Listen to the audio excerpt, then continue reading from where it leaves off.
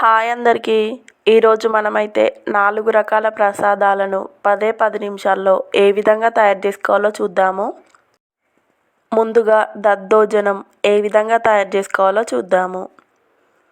దీనికోసం ఒక 1 కప్పు ఉడికించిన రైస్ని అయితే తీసుకోండి.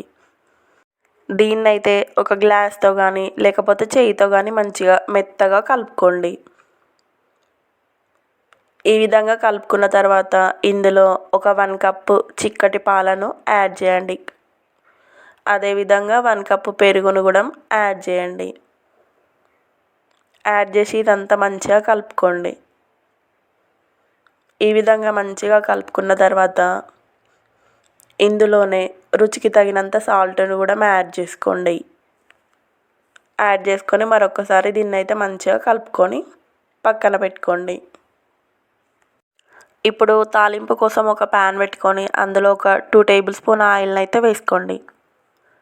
ఆయిల్ కొంచెం హీట్ అయిన తర్వాత 1 టేబుల్ స్పూన్ శనగపప్పు, 1 టేబుల్ స్పూన్ మినప్పప్పు, 1 టేబుల్ స్పూన్ జీలకర్ర, 1 టేబుల్ స్పూన్ ఆవాలు, అదేవిధంగా ఎండుమిర్చి, పచ్చిమిర్చి, 2 రెమ్మల కరివేపాకును కూడా యాడ్ చేసుకోండి.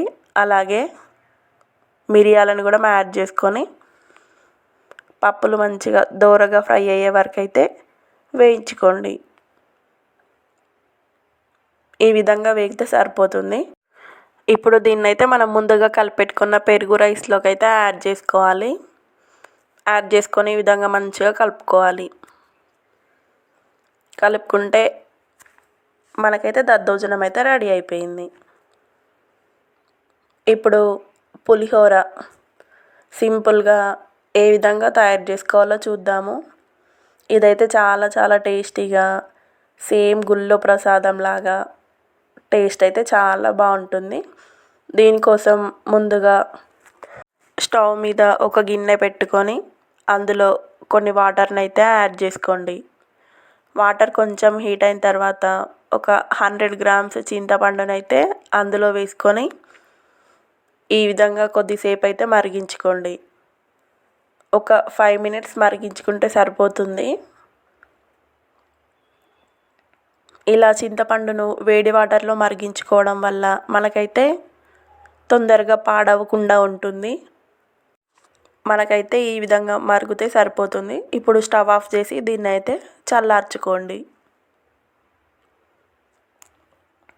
పూర్తిగా చల్లారిన తర్వాత దీన్ని అయితే మంచిగా ఈ విధంగా చింతపండు నుండి అయితే మంచిగా గుజ్జునైతే తీసుకోండి.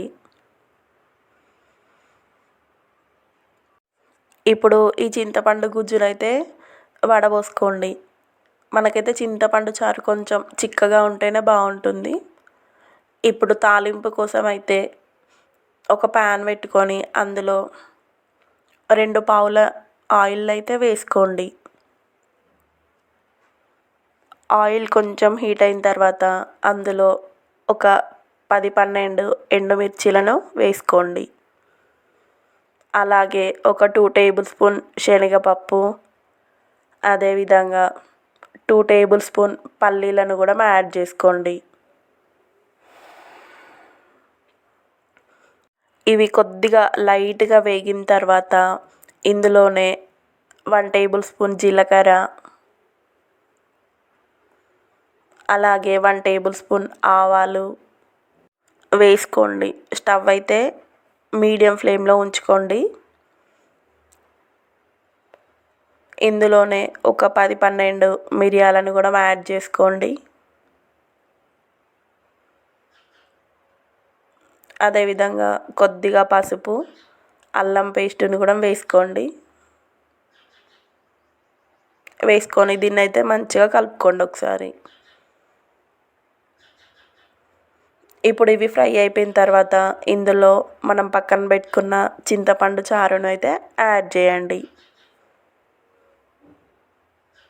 యాడ్ చేసుకొని ఇందులోనే 2-3 కరివేపాకు రెమ్మలను కూడా యాడ్ చేసుకోండి. ఇప్పుడు స్టవ్ అయితే హై ఫ్లేమ్లో పెట్టుకొని మరిగించుకోండి. ఇందులోనే 1/2 టేబుల్ స్పూన్ మిరియాల పొడి, రుచికి తగినంత సాల్ట్ను కూడా యాడ్ చేసుకోండి. అలాగే ధనియాల పొడి, వేయించిన మెంతులు, జీలకర్ర వాటిని కూడా పౌడర్గా చేసుకొని వేసుకోండి. వేసుకొని మంచిగా ఒకసారి అయితే కలుపుకొని ఒక 5 మినిట్స్ అయితే హై ఫ్లేమ్ మీద మరిగించుకోండి. అప్పుడైతే మనకు చారు మంచిగా చిక్కగా అవుతుంది. అదేవిధంగా చివరకు కొద్దిగా బెల్లం ముక్కను కూడా యాడ్ చేసుకోండి. మనకైతే ఇది మంచిగా చిక్కగా అవుతుంది. సో ఈ విధంగా ఉంటే సరిపోతుంది. ఇది ఇంకా చల్లారిన తర్వాత ఇంకా దగ్గరకు అవుతుంది. ఈ పులిహోర చారు అయితే అప్పటికప్పుడు ఒక 10 మినిట్స్లో అయితే రెడీ చేసుకోవచ్చు మనము. చాలా సింపుల్గా అయిపోతుంది. మనకైతే ఇది చిక్కగా అయిపోయింది. ఇప్పుడైతే స్టవ్ ఆఫ్ చేసుకొని చల్లార్చుకోండి. ఇప్పుడు కొద్దిగా రైస్ని తీసుకొని అందులో ముందు చిటికెడు పసుపు, అదేవిధంగా కరివేపాకు రెమ్మలను కూడా యాడ్ చేసుకొని మంచిగా కలుపుకోండి. కలుపుకున్న తర్వాత ఇందులోనే పులిహోర పులుసును కూడా యాడ్ చేసుకోండి. చేసుకొని ఈ విధంగా మంచిగా కలుపుకోండి. అంతే, పులిహోర ప్రసాదం అయితే రెడీ అయిపోయింది.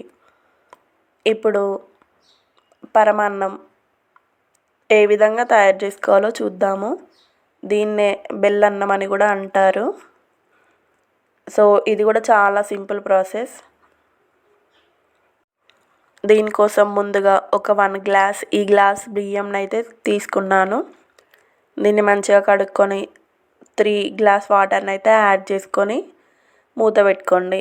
మనకైతే రైస్ ఒక 2 to 3 మినిట్స్ తర్వాత మంచిగా ఈ విధంగా ఉడికిపోతుంది. ఇందులోనే 1/2 కప్పు దాకా పాలను కూడా యాడ్ చేస్తున్నాను. అదేవిధంగా ఇలాచీ పౌడర్ని కూడా యాడ్ చేసుకోండి.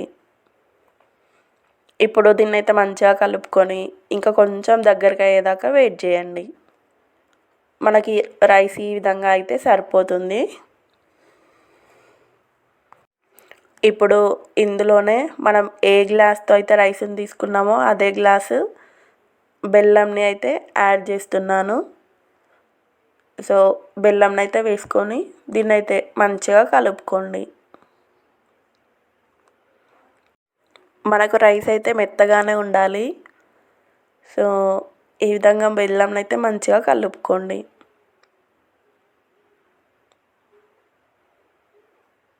కొద్దిగా ఈ విధంగా దగ్గర పడుతున్నప్పుడు మూత అయితే పెట్టుకొని ఒక 2 to 3 మినిట్స్ అయితే లో ఫ్లేమ్లో ఉడికించుకోండి.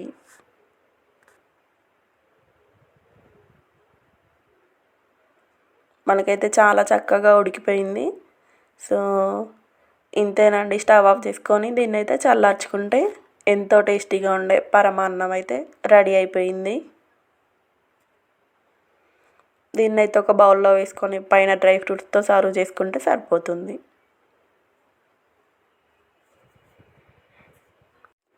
ఇప్పుడు చివరగా గోధుమ పిండి మరియు బెల్లంతో ప్రసాదం అయితే ఏ విధంగా తయారు చేసుకోవాలో చూద్దాము. ఇదైతే చాలా సింపుల్ అన్నమాట. సో వీడియోలోకి అయితే వెళ్ళిపోదాం. దీనికోసం ముందుగా ఒక ప్యాన్ పెట్టుకొని అందులో 1 టేబుల్ స్పూన్ నెయ్యి అయితే వేసుకోండి. ఇందులోనే కట్ చేసుకున్న డ్రై ఫ్రూట్స్ని అయితే యాడ్ చేసుకోండి. యాడ్ చేసుకొని ఇవి లైట్ బ్రౌన్ కలర్ వచ్చేదాకా వేయించుకోండి.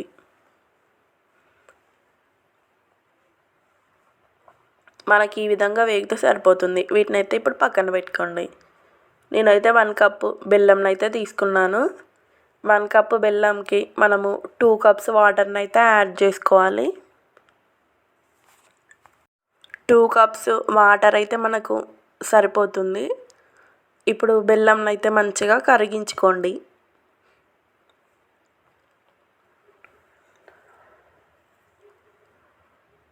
మనకి బెల్లము పాకం రావాల్సిన అవసరం ఏం లేదు. జస్ట్ ఇది మొత్తం అయితే అంతా కరిగిపోతే సరిపోతుంది. మనకైతే బెల్లం అయితే మంచిగా అంతా కరిగిపోయింది. ఇప్పుడు ఇందులోనే ఒక 1/2 కప్పు గోధుమ పిండిని అయితే వేస్తున్నాను. స్టవ్ అయితే సిమ్లో పెట్టుకొని మంచిగా ఎలాంటి ఉండలు లేకుండా నిదానంగా కలుపుకోండి. ఈ విధంగా కలుపుకున్న తర్వాత నేనైతే ఇందులో కొద్దిగా ఫుడ్ కలర్ని అయితే యాడ్ చేస్తున్నాను. ఇదైతే ఆప్షనల్, మీకు కావాలంటే యాడ్ చేసుకోండి. అదేవిధంగా 1 టేబుల్ స్పూన్ నెయ్యిని కూడా యాడ్ చేసుకొని ఒకసారి అయితే మంచిగా కలుపుకోండి.